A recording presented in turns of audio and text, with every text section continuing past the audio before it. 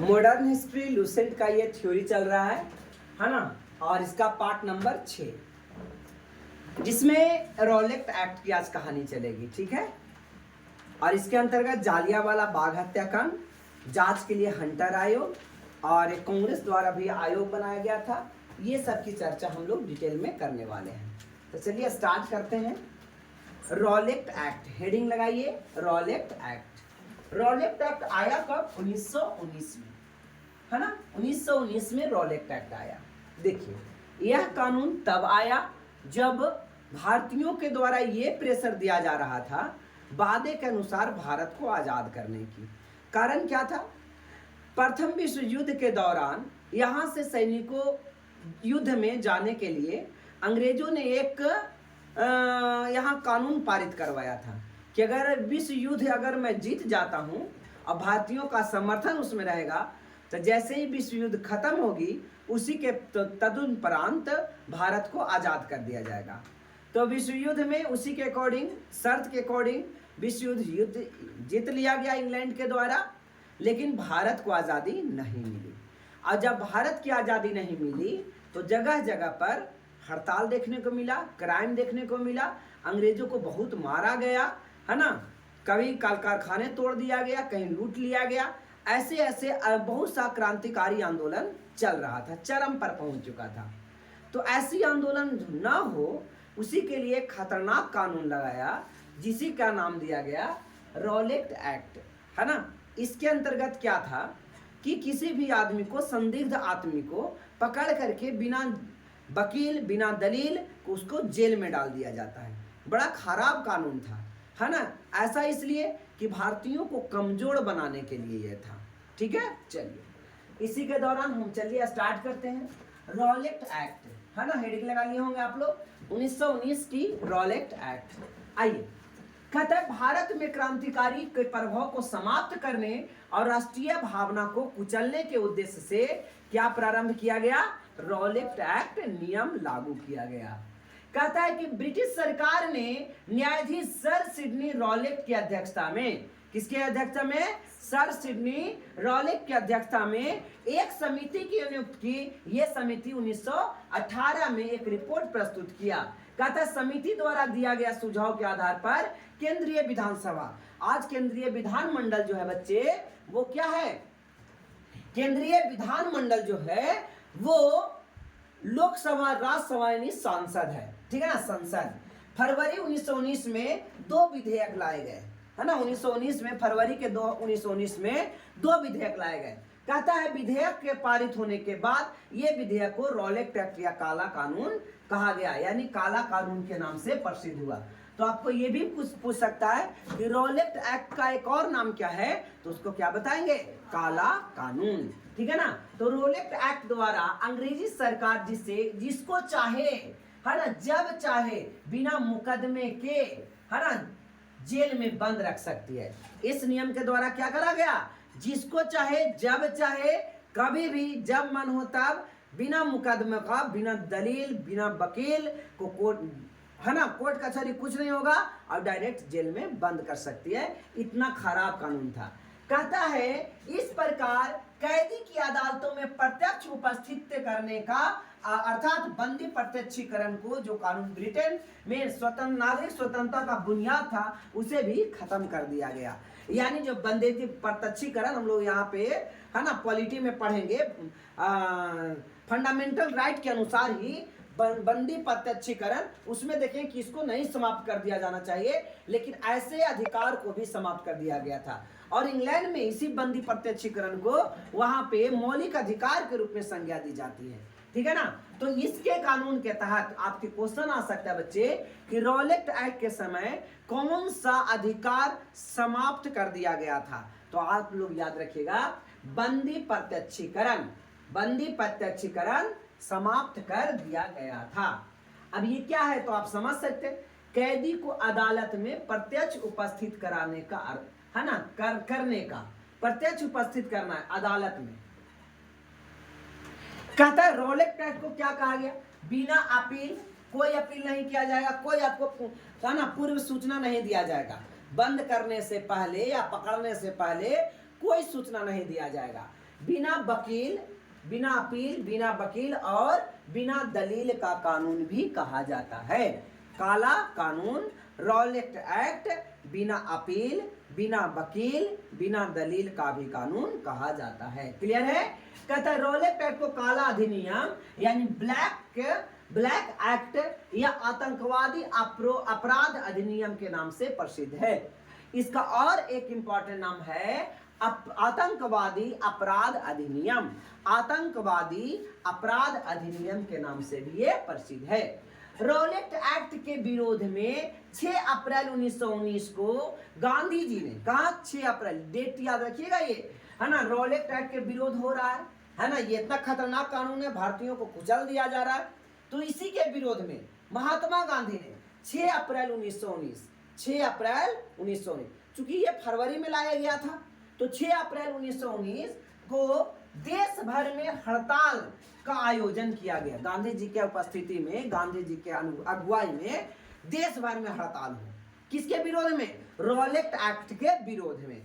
कहता है हिंसा की छोटी छोटी घटनाओं के कारण गांधी जी का पंजाब और दिल्ली में प्रवेश बंद कर दिया गया, है ना, कि गांधी जी को पंजाब और दिल्ली में घुसने नहीं दिया। कहाँ नहीं घुसने दिया बच्चे? पंजाब और दिल्ली में। अब देखिए इसी के अंतर्गत ये तो आपको यहाँ तक के मुद्दा पता चल गया कि रॉलेट एक्ट क्या था, काला कानून क्यों कहा गया, ठीक है ना, बिना अपील, बिना वकील, बिना दलील का कानून क्यों कहा गया, आपराधिक अधिनियम भी इसको कहा दिया गया। अब आइए जालियांवाला बाग हत्याकांड, आप लोग को पता होगा बच्चे, 13 अप्रैल। और ये कितने लोगों को गांधी जी को प्रवेश कब नहीं मिला और हड़ताल का योजना कब बनाई गई थी पूरे देश भर में? 6 अप्रैल को, है ना, 6 और 7 13 यानी 7 दिन बाद ये घटना, ऐसे याद रखिएगा, सब एक सप्ताह बाद घटना घटा था। कौन? जालियांवाला बाग। तो जालियांवाला बाग 13 घटा दीजिएगा 7, 6 आ जाएगा, है ना। अगर नहीं याद रहेगा तो याद करने का ये तरीका है बच्चे। पंजाब के लोकप्रिय नेता जिसका नाम था डॉक्टर किचलू और डॉक्टर सत्यपाल मलिक, डॉक्टर सत्यपाल और डॉक्टर किचलू को गिरफ्तार के विरोध में प्रदर्शन 10 अप्रैल को निकाले गए एक शांतिपूर्ण जुलूस। 10 तारीख को एक जुलूस निकाला गया कि इन दोनों व्यक्ति को छोड़ दिया जाए। पंजाब के एक महत्वपूर्ण व्यक्ति थे जिनका नाम था डॉक्टर सत्यपाल और डॉक्टर किचलू। इनको छोड़ने के लिए एक शांतिपूर्ण, है ना, एक आंदोलन निकाला गया था, जुलूस निकाला गया था। लेकिन क्या हुआ, इस निहत्थे लोग, कोई के पास कोई गोला बारूद बंदूक, है ना, लाठी तक के नहीं था, शांतिपूर्ण जुलूस निकला हुआ था। इस पर इन निहत्थों आंदोलनकारियों पर क्या हुआ, पुलिसों ने गोली बरसाई, जिसके अंतर्गत 12 अप्रैल 1919 को सेना बुलानी पड़ी और बहुत से यहाँ पे मारे गए थे, क्रांतिकारी आंदोलनकारी बहुत से मारे गए थे। 13 अप्रैल 1919 को बैसाखी का दिन अमृतसर में जालियांवाला बाग हत्याकांड हुआ था। कितना तारीख को बच्चे? 13 अप्रैल 1919। डॉक्टर सत्यपाल और डॉक्टर किचलू की गिरफ्तारी के विरोध में जालियांवाला बाग में एक जनसभा हो रहा था, है ना। एक तो बहुत सा उस आंदोलन पर भीड़ लाठीचार्ज किया गया, गोली चलाया गया, बहुत से वहां मर गए, और दूसरा में कहा कि हम लोग आपस में कैसे उनको छुड़वाना है और नियम बनाते हैं, ठीक है ना। अब वहां भी जनरल ओ डायर, याद रखिएगा, जनसभा पर जालियांवाला बाग हत्याकांड में जालियांवाला बाग में एक जनसभा बुलाई गई थी और वहीं पे जनरल ओ डायर, याद रखिएगा, जनरल ओ डायर ने अंधाधुंध गोली चलाई। ऑर्डर दिया था जनरल आर डायर और जनरल ओ डायर गोली चलाई। जनरल ओ डायर क्या किया? गोली चलाई, जिससे 1000 लोग क्या हो गए? मारे गए और 3000 लोग घायल गए, जबकि सरकारी आंकड़ा में इसे कम बताया। 389 लोग मारे गए और 1200 घायल हो गए। 389 लोग मारे गए और 1200 लोग क्या हो गए? घायल हो गए। जालियांवाला बाग हत्याकांड में कहता है जालियांवाला बाग का ये VVI क्वेश्चन है कि किसको गवाह बनाया गया था, है ना। सरकारी गवाह बनाया गया था भारतीय व्यक्ति को जिसका नाम था हंसराज। हंसराज नामक भारतीय ने जनरल डायर को सहयोग किया। जनरल ओ डायर को क्या किया? सहयोग किया। दीनबंधु के नाम से विख्यात एगो देश बंधु है और एक दीनबंधु। देश बंधु चित्तरंजन दास और दीनबंधु CF इंड्यूज ने कहते इस हत्याकांड को जानबूझ के की गई हत्याकांड था। ये कोई ऐसे ही नहीं था, ये जानबूझ करके ऐसा होगा तो हम ये काम करेंगे, ठीक है ना। जालियांवाला बाग हत्याकांड के विरोध में शंकरन नायर ने वायसराय की कार्यकारिणी परिषद, ये क्वेश्चन आता है, बड़े एग्जाम में क्वेश्चन आता है कि जालियांवाला बाग हत्याकांड होने के बाद किसने सरकार की कार्यकारिणी परिषद से इस्तीफा दे दिया। तो याद रखिएगा शंकरन नायर, है ना, ये भारतीय थे, सरकार की कार्यकारिणी परिषद में ये मौजूद थे, वहां से कह दिए कि हम अब इसमें नहीं रहेंगे, ठीक है ना, वहां से इस्तीफा दे दिया, ठीक है ना। और यहाँ से क्या क्या क्वेश्चन निकल के आता है, कहता है इस हत्याकांड के विरोध में महात्मा गांधी ने भी कैसर ये हिंद की उपाधि क्या की, त्याग दी। इतना ही नहीं, जमनालाल बजाज ने राय बहादुर की उपाधि भी त्याग दी। अभी और सुनिए, है ना, रविन्द्रनाथ टैगोर ने भी सर की उपाधि त्याग दी। तो याद रखिएगा, सर की उपाधि त्याग दी मतलब वापस कर दिया, यानी हमें नहीं चाहिए। तो कैसर हिंद की उपाधि किसने त्यागा, महात्मा गांधी। ऐसे ही पूछता, महात्मा गांधी कैसर हिंद किन्हें कहा जाता है, महात्मा गांधी। राय बहादुर किन्हें कहा जाता है, तो आप बताएंगे जमनालाल बजाज। अब ये जमनालाल बजाज को महात्मा गांधी इतना मानते थे, कहता है ना कि महात्मा गांधी के 5वें पुत्र थे। महात्मा गांधी के ओरिजिनल 4 पुत्र थे, लेकिन महात्मा गांधी इस जमनालाल बजाज को बहुत ज्यादा मानते थे। इसलिए ये भी एक क्वेश्चन आता है, जमनालाल, है ना, महात्मा गांधी के 5वें पुत्र जमनालाल बजाज महात्मा गांधी के 5वें पुत्र। और रविन्द्रनाथ टैगोर का, है ना, सर की उपाधि किन्हें दिया गया, रविन्द्रनाथ टैगोर। सर की उपाधि किसने कब लौटाया, तो जलियांवाला बाग हत्याकांड के बाद लौटाया। समझ में आया बच्चे, यहाँ से क्वेश्चन कैसे आती है। अब आइए, कहता है इस हत्याकांड के जांच के लिए सरकार ने 19 अक्टूबर 1919 को हंटर की अध्यक्षता में एक हंटर कमेटी आया, है ना। तो आपको से क्वेश्चन पूछेगा, हंटर कमेटी कब लाया गया, है ना। तो क्यों लाया गया, तो जालियांवाला बाग हत्याकांड की जांच करने के लिए अंग्रेजों के तरफ से। कहता है इसमें 5 अंग्रेज थे और 3 भारतीय थे, है ना, जिसमें 3 भारतीयों में सर चीमन लाल सितलवाड़, शहबाज जादा सुल्तान अहमद और जगत नारायण भारतीय सदस्य थे और 5 अंग्रेजी सदस्य थे। हंटर आयोग कहता है हत्याकांड में दोषी लोगों को बचाने के लिए सरकार ने हंटर कमेटी को रिपोर्ट आने के पहले ही, है ना, एक इंडेमिनिटी बिल पास कर लिया। कौन सा, इंडेमिनिटी बिल पास कर लिया। कहता है हंटर कमेटी की रिपोर्ट को गांधी जी पन्ने दर पन्ने, है ना, निर्जल कथा लापरवाही की लापापोती की संज्ञा, यानी कि जो हंटर कमेटी आया जैसे तैसे रिपोर्ट दिया है, कोई इसका रिपोर्ट सही नहीं है। अब जब रिपोर्ट सही नहीं है तो ये लोग भी बनाएंगे वो अपना। कहता है कांग्रेस ने भी जालियांवाला बाग हत्याकांड के सही जांच कैसे ये हुआ, इसका जांच बैठाने के लिए, है ना, 3 लोगों की एक समिति बनाई गई, कमेटी बनाया गया, जिसका नेतृत्व किसके अध्यक्षता में, मदन मोहन मालवीय और मोतीलाल नेहरू और गांधी जी, यहाँ पे तीनों मिलकर के एक कमेटी बनाए और बना करके इसकी जांच करवाएं, ठीक है ना, जांच की।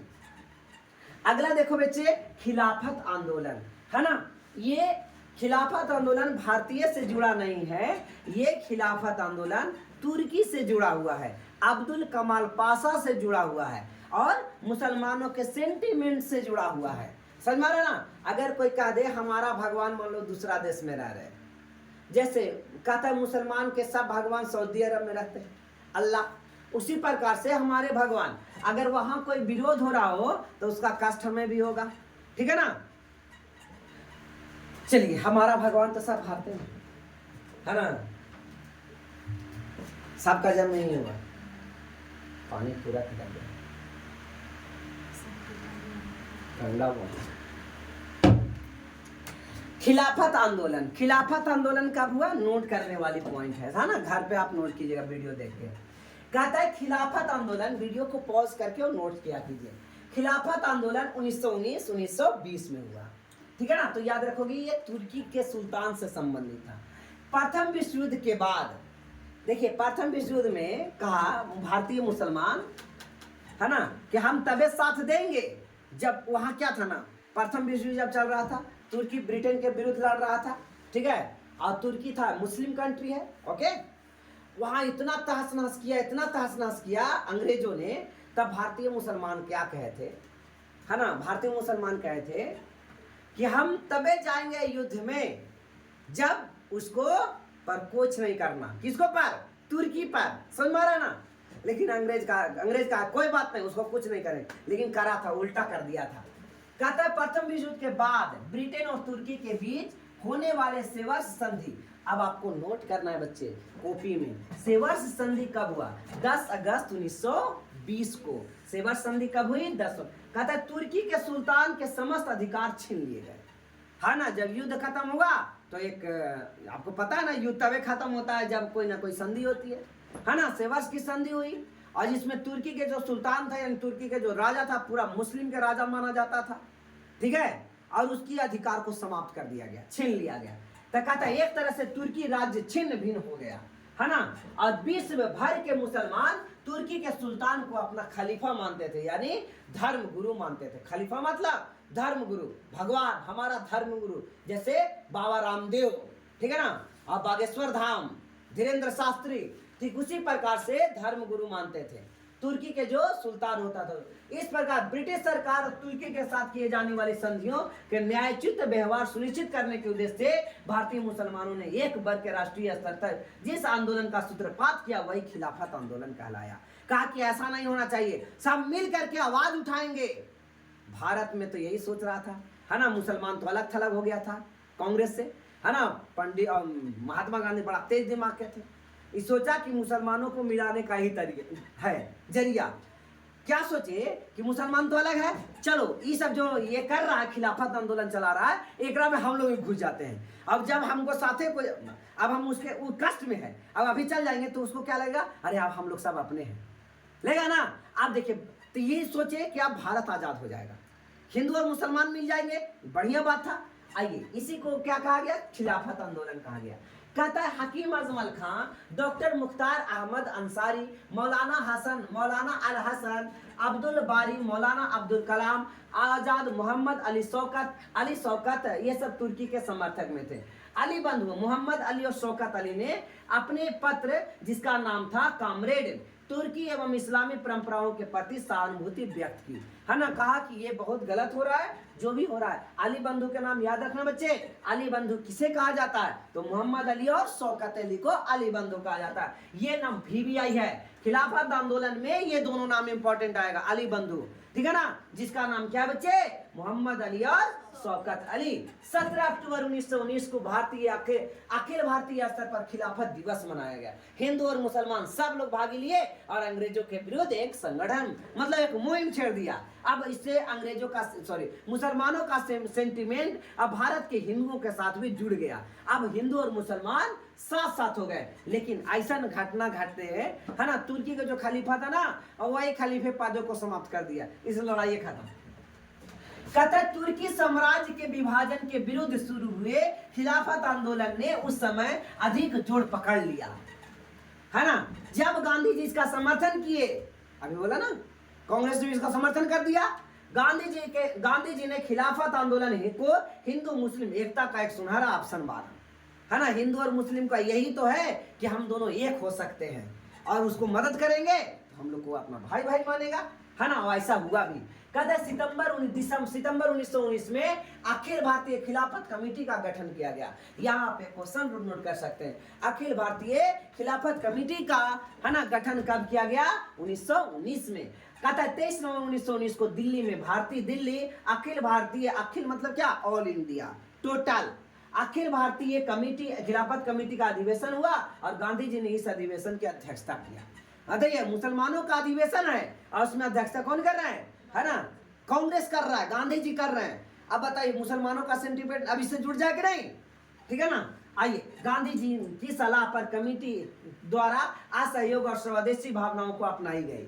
अब कहा कि, है ना, बहती गंगा में हम भी कुछ हाथ धो लेते हैं, उधर तुम्हारा भी काम होगा और इधर अंग्रेज को कमजोर बनाना है तो क्या करो, है ना, अपना कामों पर ध्यान दो। जैसे असहयोग करो, अंग्रेज को कोई सहयोग नहीं दो।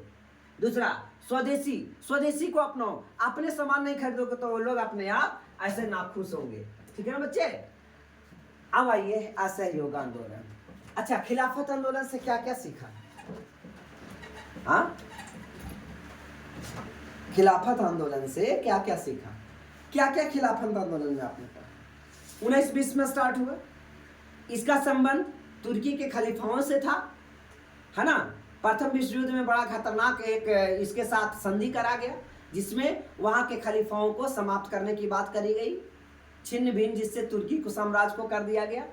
और सबसे इंपॉर्टेंट, हम लोगों ने इस कमेटी से यह फायदा लिया खिलाफत आंदोलन से कि भारतीय मुसलमान एक हो गए, हिंदू और मुसलमान क्या हो गए? एक हो गए, समझे। और गांधी की अध्यक्षता में ऑल इंडिया खिलाफत समिति की अध्यक्षता हुई थी, ठीक है ना, कमेटी का अधिवेशन हुआ था। आइए, असहयोग आंदोलन, ठीक है ना, नॉन कोऑपरेटिव मूवमेंट, असहयोग आंदोलन कब हुआ? 1920-22। असहयोग आंदोलन 1920-22। रोलेट एक्ट, जालियांवाला बाग हत्याकांड और खिलाफत आंदोलन के उत्तर में, उत्तर मतलब इसी के उत्तर में ये जो काम हुआ ना अंग्रेजों का, अंग्रेजों ने क्रूर सब चीज करा। खिलाफत आंदोलन अंग्रेजों के द्वारा किया गया, जालियांवाला बाग हत्याकांड अंग्रेजों के द्वारा, रॉलेट एक्ट कानून बनाया गया अंग्रेजों के द्वारा। अब इसी के जवाब में, उत्तर मतलब जवाब में, गांधी जी ने 1 अगस्त 1920, कितना BBI है ये, 1 अगस्त 1920 ईस्वी को असहयोग आंदोलन प्रारंभ किया। असहयोग आंदोलन कब शुरू हुआ? 1 अगस्त 1920। असहयोग आंदोलन कब शुरू हुआ? 1 अगस्त 1920 को असहयोग आंदोलन कहता। असहयोग आंदोलन की पुष्टि भारतीय राष्ट्रीय कांग्रेस ने दिसंबर 1920 के नागपुर अधिवेशन में की थी, है ना, नागपुर अधिवेशन में ये की थी। और चालू कब से हो गया था? 1 अगस्त 1920 से। और नागपुर अधिवेशन, बोलो बेटा, नागपुर अधिवेशन कब हुआ? 1920 में। ये भी आपको याद रखना है, 1920 में नागपुर अधिवेशन। ओके, 20 इंपॉर्टेंट है ना। असहयोग आंदोलन यहाँ स्टार्ट किया गया था, इसलिए, है ना, ये इंपॉर्टेंट है। असहयोग आंदोलन के कार्यक्रम 2 प्रमुख भाग थे, एक रचनात्मक और दूसरा नकारात्मक। कहता रचनात्मक कार्यक्रम में प्रमुख कार्यक्रम निम्न थे। क्या था? एक में राष्ट्रीय विद्यालयों एवं पंचायतों अदालतों की स्थापना करना, विद्यालय की स्थापना करना और पंचायत की स्थापना करना।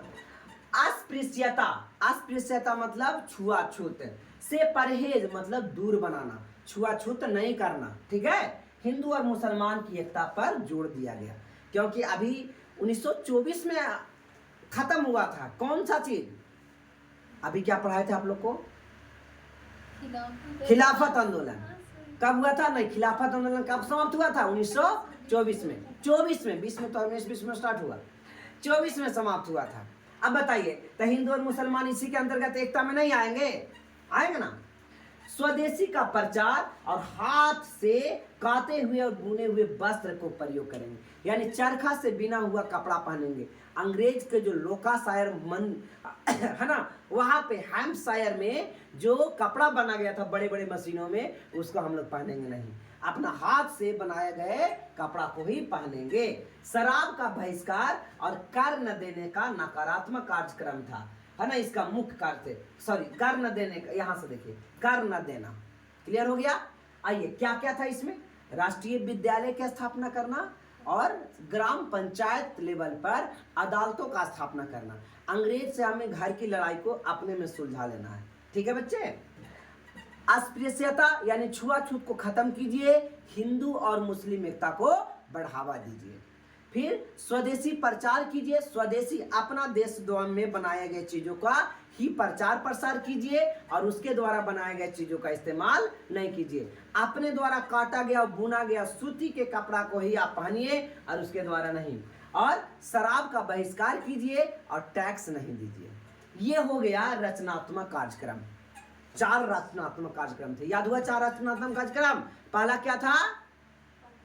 पहला था विद्यालय और ग्राम पंचायत में अदालत, पहला कार्यक्रम हो गया। दूसरा क्या था? आपने देखा, अस्पृश्यता, छुआछूत को खत्म करो, हिंदू एकता को बढ़ावा दो, हिंदू मुस्लिम एकता को बढ़ावा दो। तीसरा क्या था? तीसरा था स्वदेशी का प्रचार करो और विदेशी कपड़ों का इस्तेमाल नहीं करो, अपने द्वारा जो बनाया गया कपड़ा उसका। तो 3 हो गए बच्चे। चौथा क्या था कि विदेशी शराब को नहीं पियो, है ना, उसका बहिष्कार करो, शराब का बहिष्कार करो। और सबसे इंपॉर्टेंट क्या दिया गया? टैक्स नहीं दो, कर नहीं दो। अब आइए नकारात्मक कार्यक्रम क्या था? तो नकारात्मक कार्यक्रम था सरकारी उपाधियों है ना, सरकारी उपाधियों एवं प्रशस्ति पत्र को लौटाओ। प्रशस्ति पत्र मतलब कुछ जो मेडल वगैरह मिलता है उसको नहीं लेना है, ठीक है ना, ये नकारात्मक था। सरकारी स्कूलों और कॉलेज अदालतों विदेशी कपड़ा आदि का बहिष्कार करो। हमें ये चीज फायदा देती थी लेकिन इसको भी नहीं करेंगे।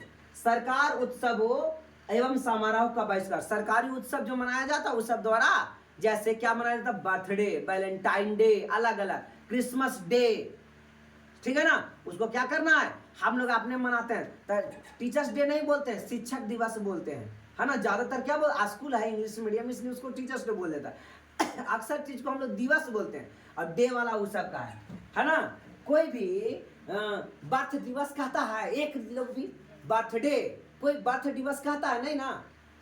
उसी प्रकार से वो सब इंग्लिश वाला था। तो ऐसे त्योहार को मत मनाओ, है ना, विदेशी त्योहार को मत मनाओ, ठीक है बच्चे। समारोह और बहिष्कार करो। कहते हैं विदेशी वस्तुओं का बहिष्कार और स्वदेशी का प्रचार करो। विदेशी कोई नहीं खरीदना, स्वदेशी का प्रचार करो, इससे ये फायदा है। फिर है आप वैतनिक पदों से और स्थानीय निकायों से नामांकित पदों से त्याग दे दो। आप वैतनिक मतलब जो काम करते हैं और फालतू काम करते हैं उनका से ज्यादा फायदा नहीं होता, ज्यादा वेतन नहीं मिलता। आप वैतनिक मतलब जिससे ज्यादा वेतन नहीं मिलता उसको क्या करो? त्याग करो, ऐसा चीज नहीं करेंगे। अब नोट में क्या कहता है? नोट में कहता है गांधी जी ने आश्वासन दिया कि यदि असहयोग आंदोलन के कार्यक्रम पूरी तरह अमल हुआ, है ना, कहीं कोई छुटपुट घटना नहीं घटा, असहयोग करना, कोई लड़ाई की बात कहीं कही गई थी नहीं, है ना, पूरी तरह अमल हुआ तो 1 वर्ष के अंदर आजादी मिल जाएगी। गांधी जी का ये दावा था। लेकिन जाली एक आ गया बीच में है ना, कौन सा कांड? काकोरी कांड, चौरा चौरी कांड था ना, याद है? काकोरी नहीं, चौरा चौरी कांड, है ना।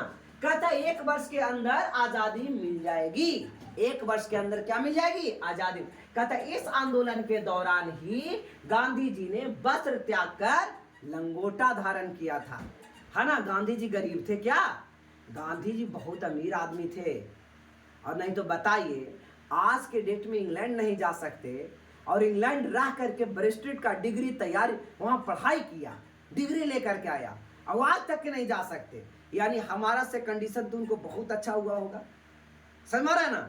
उस जमाने में जब हमारे घर में, है ना, दादा दादी अनपढ़ गवार होते थे, है ना, पढ़े लिखे 1% नहीं, और वो बताइए इंग्लैंड गए थे और नौकरी भी कहाँ करने गए। आज हम लोग नौकरी अपने गांव में करते हैं तो ठीक है, और ना तो भारत में एक आध जगह जाते हैं, और दक्षिण अफ्रीका गए नौकरी करने के लिए। आम आदमी थका, है ना, और हमेशा वकील है तो कोट पहने रहते थे, ओके। लेकिन बताइए लंगोटा धारण किए कि हम नहीं करेंगे तो अगला कौन करेगा, इसलिए धोती पहनना स्टार्ट किए। और कभी उसके बाद से एक भी दिन शर्ट नहीं पहने, समझ में आ रहा है ना। गांधी जी ठंडवा में कैसे जाते होंगे और जितना कांग्रेस का अधिवेशन होता सब ठंडे में होता दिसंबर में। कहता है लंगोटा पहनना शुरू कर दिया। तो आपको याद रहेगा लंगोटा पहनना गांधी जी ने कब शुरू किया बच्चे? कहता है पश्चिमी भारत, बंगाल और उत्तरी भारत में असहयोग आंदोलन अभूतपूर्व सफलता मिली। मतलब बढ़िया, गुजरात में, राजस्थान में, उत्तरी भारत में या उसके अलावे बंगाल में भी बहुत बढ़िया, लेकिन दक्षिण में कम रहा। आइए, लगभग 90,000 विद्यार्थियों ने सरकारी स्कूल छोड़ दिए। 90,000 यहाँ यार, और गरीब लोग थे। अरे मेरा दादा दादी नहीं पढ़े, यानी वो सरकारी स्कूल तो जैबे नहीं करते थे, ना अंग्रेज के स्कूल में जाते थे और ना प्राइवेट में जाते थे, यानी कोई स्कूल में नहीं जाते थे। यानी जो जाते भी होगा सब अमीर लोग जाता होगा, है ना। ये लोग 90,000 विद्यार्थियों ने सरकारी कॉलेज छोड़ा। कहता है 800 नए राष्ट्रीय स्कूल की स्थापना किया गया। समझ में आ रहा है ना, 800 नए स्कूल की स्थापना, ठीक है ना। मड़ई में स्कूल खोला गया। कहता है शिक्षा संस्थाओं के इस आंदोलन के समय सर्वाधिक बहिष्कार बंगाल में हुआ, है ना। सब ज्यादा अरे बंगाल राजधानी था, और दिल्ली में क्या वो कॉलेज है ना, वही वो कॉलेज फिर आगे चल जाता है गाँव कॉलेज मिलेगा, ऐसा ऐसा तो दिल्ली में कॉलेज होगा। उसी प्रकार से वहां इतना मानित कॉलेज था तो सब छोड़ दिया। कहता नेशनल कॉलेज कलकत्ता के प्रधानाचार्य सुभाष चंद्र बोस बने। नेशनल जो कॉलेज खोला गया ना, और लाला लाजपत राय के नेतृत्व में शिक्षा का बहिष्कार किया गया, और शिक्षा का बहिष्कार मद्रास में असफल रहा, है ना। इधर तो दक्षिण भारत में, है ना, असहयोग उतना अच्छा नहीं रहा, लेकिन उत्तर भारत, पश्चिम भारत और पूर्वी भारत, बंगाल है ना, पूर्वी भारत में बहुत ज्यादा सफलता मिली। ठीक है बच्चे, पूरा खुला गया है क्या? हाँ, जाओ तो बंद कर, क्या होता, जाओ रे, बैठे तुम, जाओ, इधर बैठेगी तो काम करेगी ना। सबसे लास्ट वाला गेट, है ना, कुत्ता घुस जाएगा।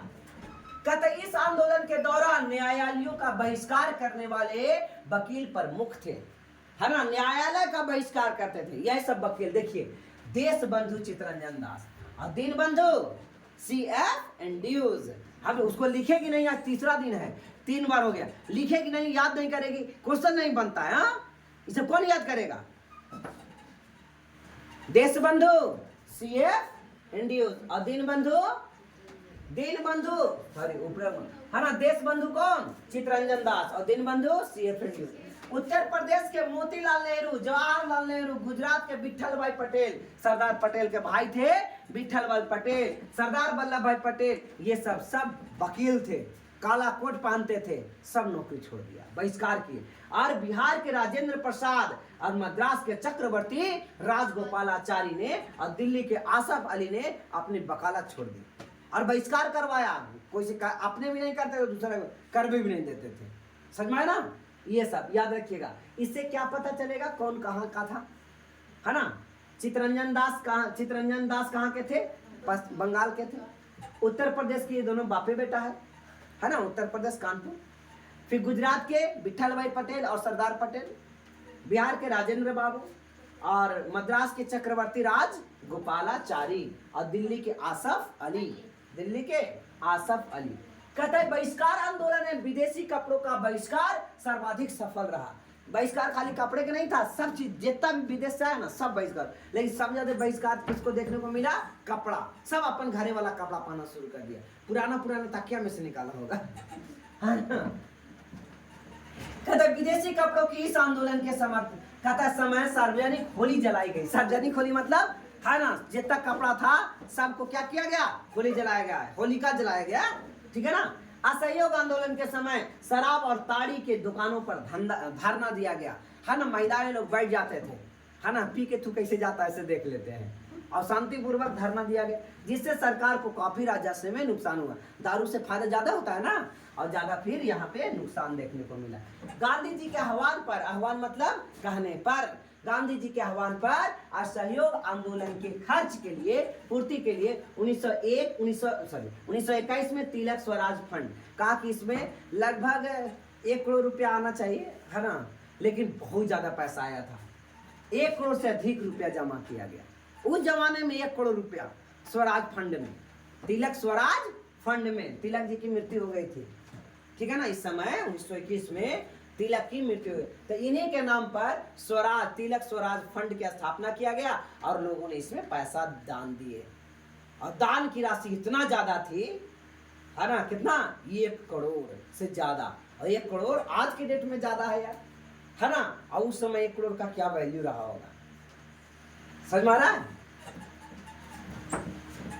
कहता है 17 नवंबर 1921 को ब्रिटिश सिंहासन के उत्तराधिकारी प्रिंस ऑफ वेल्स के भारत आगमन पर, है ना, ब्रिटिश के जो उत्तराधिकारी थे, राजा थे, वो भारत आ रहे थे। कब? 1921 में। काला झंडा दिखा करके स्वागत किया गया, है ना। कहा कि हम इस को नहीं मानते, हम अच्छा स्वागत नहीं करेंगे। काला झंडा दिखाना यानी विरोध प्रदर्शन। असहयोग आंदोलन में बढ़ रही हिंसा से गांधी जी चिंतित थे। इसी बीच उत्तर प्रदेश के गोरखपुर जिले में, कौन सा जिले? गोरखपुर। और गोरखपुर अभी किसका जिला है पता? बाबा योगी आदित्यनाथ। चौरा चौरी नामक घटना 5 फरवरी 1922। ये घटना का डेट याद रखिएगा, है ना। घटना कब हुई थी? 5 फरवरी 1922। चौरा चौरी नामक स्थान पर, वहां पर उत्तर प्रदेश के गोरखपुर जिला में, उत्तर प्रदेश के गोरखपुर जिला में, ठीक है ना, एक भयानक घटना घटी। कहता है चौरा चौरी कांड के नाम से चर्चित इस घटना के तहत पुलिस ने जबरन एक जुलूस को रोकना चाहा। ये जो जुलूस जा रहा था उसको क्या किया, रोकना चाह रहा था। फलतः जनता ने क्रोध में आकर थाने में आग लगा दी और जिसमें कई गो जिंदे मर गया थानेदार। कहता है जिसमें एक थानेदार है कई सिपाही की मौत हो गई। आग लगा दिया और बाहर से बंद करके आग लगा दिया, है ना, जिंदे जल गया। कहता है चौरा चौरी घटना से गांधी जी आहत हुए, बड़ा उनको ठेस पहुंचा कि ऐसा नहीं होना चाहिए था। असहयोग करना है ना कि उसको मार देना है, तब वो सब ताकत गांधी जी को पता था ना कि अंग्रेज लोग कितना ताकतवर है ना। उसको एक को मारेगा तो 50 को क्यों मारेगा। तब मारने से नहीं काम चलेगा, है ना। उसको गरीब बनाइए, जिस काम के लिए वो आया है वो काम उसको होने नहीं दो। असहयोग करो, जब कोई सहयोग करता है तब है ना उसको बढ़ावा मिलता है। अब एक आदमी इधर बेचे आ रहा है बर्फ वाला डेली, है ना, 10 आदमी खरीद ले रहा है और पूरा आदमी सोच रहा है कि गांव में बच्चे उससे बीमार पड़ रहे हैं और 10 आदमी खरीद ले रहा है, तो उसको असहयोग किया नहीं, कोई नहीं खरीदता। अब बताइए अगला दिन से बर्फ बेचाता, अरे ऑब्वियसली वो नहीं आता यार, वो बर्फ बेचा वाला चल जाता, है ना। तो ऐसे ही होता, इसीलिए उठान लिए थे। असहयोग कर तो करो, अंग्रेज लोग निकाल लेंगे, उसे पैसा का भूखा है, ठीक है ना। और एक होके मारोगे तो 10 होके मारेगा, 50 होके मारेगा, उसके पास वो शक्ति है। हम लोग उसके अनुसार, है ना, अनपढ़ गवार हैं। कैसे सोचा होगा, हम तो पढ़े में इतना तेज थे, हमरा से कई गुना ज्यादा वहां तेज था, यानी वहां के आदमी वही कॉलेज में पढ़ रहा था, तो समझे होंगे नहीं उस बात को, है ना। हमारा पढ़ाने वाला कितना लोग हमरा से कितना लोग जानता है। अब हम चले भारत को आजाद दिलाने के लिए, यानी हमें दूसरा षड्यंत्र से उसको मारना पड़ेगा, है ना, ताकत दिखा करके नहीं, समझ में आ रहा है। तो 12 फरवरी 1922 को असहयोग आंदोलन समाप्त करिए। ये भी एक सप्ताह बाद 5 तारीख को आग लगा था, मतलब घटना घटा था। कै तारीख को, 5 फरवरी को, 5 फरवरी को 1922। अब 5 में जोड़ दीजिए 7, 12 हो जाएगा, यानी 7 दिन बाद असहयोग आंदोलन समाप्त कर दिया गया, है ना। असहयोग क्या तारीख को स्टार्ट हुआ था बच्चे, 1 अगस्त 1920। लेकिन गांधी जी कैसे हुआ नहीं यार।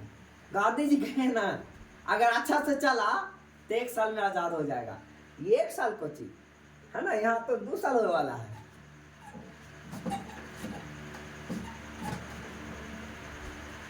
स्वराज पार्टी और पढ़ाए 34 खत्म करते हैं। स्वराज पार्टी क्या है बच्चे, स्वराज पार्टी। कहता 1920 से 1928 के दौरान भारतीय राजनीति में बड़ी बड़ी घटनाएं घटी। असहयोग आंदोलन स्थगित किए जाने से तत्कालीन रूप से राष्ट्रवादी के बीच हताशा की भावना फैली। कहा था ना, महात्मा गांधी को बहुत लोग कोसा भी कि एक आध जगह गलती हो जाए से इतना बढ़िया चल रहा है, इसको काहे के लिए बंद कर दिए, ठीक है ना। लेकिन गांधी जी कहते हैं कि ये गो नहीं घटना चाहिए, ठीक है। इसके अलावा जिन नेताओं ने यह फैसला करना था कि आंदोलन को निष्क्रिय बनाने को कैसे बचाया जाए, उसके बीच गहरे मतभेद हो गया। कोई कहता था कि नहीं चलते रह दीजिए, कोई कहता नहीं बंद कर दो, है ना। तो दोनों आपस में, है ना, मतभेद हो गया। कहता इसके एक विचार जिन्हें परिवर्तनवादी कहा गया के प्रतिनिधि चित्तरंजन दास कर रहे थे। चित्तरंजन दास कहाँ के नेता थे बच्चे, बंगाल के। मोतीलाल नेहरू कर रहे थे। मोतीलाल नेहरू कहाँ के थे, उत्तर प्रदेश के, यूनाइटेड प्रोविंस के, जिन्होंने बदली हुई परिस्थितियों में एक नए प्रकार की राजनीतिक गतिविधियों को सुझाव दिया। गांधी से वो सीख लिया, है ना, ऐसा भी किया जा सकता है। तो चित्तरंजन दास और मोतीलाल नेहरू, याद रखिएगा, स्वराज पार्टी। स्वराज पार्टी के संस्थापक सदस्य कौन थे, चित्तरंजन दास और मोतीलाल नेहरू, ठीक है ना। पर परिवर्तनवादी विचारधारा के प्रतिनिधियों का कहना था कि राष्ट्रवादियों के को विधानमंडल का बहिष्कार समाप्त करके उनमें भाग लेना चाहिए। कहा कि नहीं, असहयोग ऐसे नहीं, उसमें भाग लेंगे तबे तो सीखेंगे, तबे तो जानेंगे। सरकारी योजनाओं के अनुसार उसमें चलाने में बाधा नहीं डालना चाहिए, बाधा डालना चाहिए, उनके राजनीतिक संघर्ष का क्षेत्र बनना चाहिए। इस प्रकार जन उत्साह जगाने में उनका उपयोग करना चाहिए। इनका सोच कुछ अलग था। शांति राजगोपालाचारी कहाँ के थे ये? अरे बोलो। मद्रास के थे। डॉक्टर राजेंद्र प्रसाद बिहार के थे। सरदार पटेल ये गुजरात के कट्टर गांधीवादी नेता थे और ये अपरिवर्तन चाहते थे। कहते नहीं, गांधी जैसे कर रहा था ना वही सही था। ये जो आज चित्तरंजन दास और मोतीलाल नेहरू जो नया एक नियम ला रहे हैं ये उतना अच्छा नहीं है। उन्होंने परिवर्तनवादियों के विचारों को अस्वीकार करते हुए गांधी के रचनात्मक कार्यों, चरखा चलाना, हरिजनों द्वारा मध्य त्याग, हरिजन द्वार मध्य त्याग, हिंदू मुस्लिम एकता आदि को समर्थन किया, है ना। मध्य त्याग, मध्य त्याग नहीं समझ में आता। हाँ, मद्यपान निषेध है, दारू मत पियो, पिएगी तब ना पता चलेगा। चित्तरंजन दास एवं पंडित मोतीलाल नेहरू ने, मोदी कहला गया, पंडित मोतीलाल नेहरू ने मार्च 1923 को इलाहाबाद में कांग्रेस खिलाफत स्वराज पार्टी, जिसे सामान्यतः स्वराज पार्टी के नाम से जाना जाता है, की स्थापना किया। बताइए स्वराज पार्टी की स्थापना कब हुआ? मार्च 1923 में। याद रखोगे, मार्च 1923 में किसकी स्थापना हुई? स्वराज पार्टी, फंड नहीं, स्वराज पार्टी की स्थापना हुई। किसने किया? चित्तरंजन दास और मोतीलाल नेहरू ने। चित्तरंजन दास और मोतीलाल नेहरू। सांप्रदायिकता के स्वराज पार्टी का विभाजन कर प्रभुत्ववादी कहे जाने वाले एक वर्ग ने सरकार को अपना सहयोग करने का प्रस्ताव रखा। वो सब असहयोग करता था, कहता नहीं हम सहयोग करेंगे, ताकि तथाकथित हिंदू हितों की रक्षा किया जा सके। इस गुट में कौन कौन थे? मदन मोहन मालवीय, लाला लाजपत राय और एनसी केलकर, ये 3 लोग थे। बोलो बच्चे, समझ में आ गया? आज का हम लोग इतना ही रखते हैं। 6 लेक्चर यहाँ पे समाप्त हो गया। अगला दिन 7th लेक्चर लेकर के आपके सामने हाजिर होंगे।